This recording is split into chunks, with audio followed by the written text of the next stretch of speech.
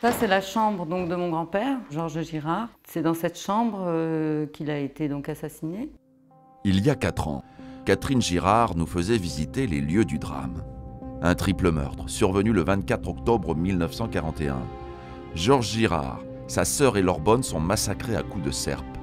Très vite suspecté, Henri Girard, le fils de Georges, père de Catherine, est emprisonné, jugé et finalement acquitté. Coup de théâtre. Aujourd'hui, sa fille, qui fuit désormais les médias, livre sa vérité. Son père est l'assassin, il lui a dit. Il abat de toutes ses forces, enfonce de toute sa rage la serpe dans le crâne de son père. Le livre fait immédiatement polémique. Un tissu de mensonges pour l'écrivain Philippe Génada.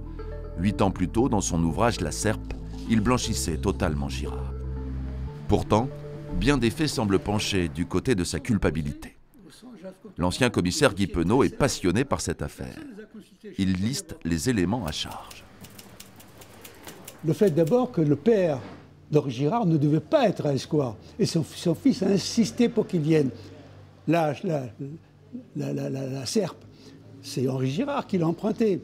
Le fait qu'il ait dormi ce jour-là, non pas juste au-dessus de là où dormait son père, sa tante et la bonne, mais à l'autre bout du château, si bien qu'il dit « moi j'ai rien entendu toute la nuit ».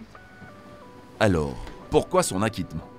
Dans son ouvrage, l'ancien commissaire révèle une correspondance en amont du procès entre l'avocat d'Henri Girard, Maurice Garçon, et le président de la cour d'assises. Ce dernier espère que l'avocat star de l'époque usera de ses réseaux pour relancer sa carrière en berne. Et alors, chose extraordinaire, arrive le délibéré. Et alors, il y a quand même trois personnes qui ont été massacrées, qui ont été tuées. Normalement, il y a des dizaines de questions qui sont posées. Or, le juré ne s'est retiré que 10 minutes. Et en 10 minutes, la décision a été prise, acquittement. Le père de l'écrivain Michel Testu était jeune magistrat à l'époque. Il avait travaillé sur le dossier et s'était fait lui aussi une intime conviction.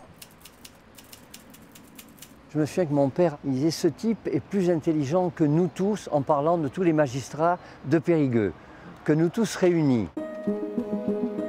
Alors, Henri Girard est-il un triple assassin? 85 ans après les faits, malgré ses aveux rapportés par sa fille, la question divise encore, comme si Escoir devait garder à tout jamais son mystère.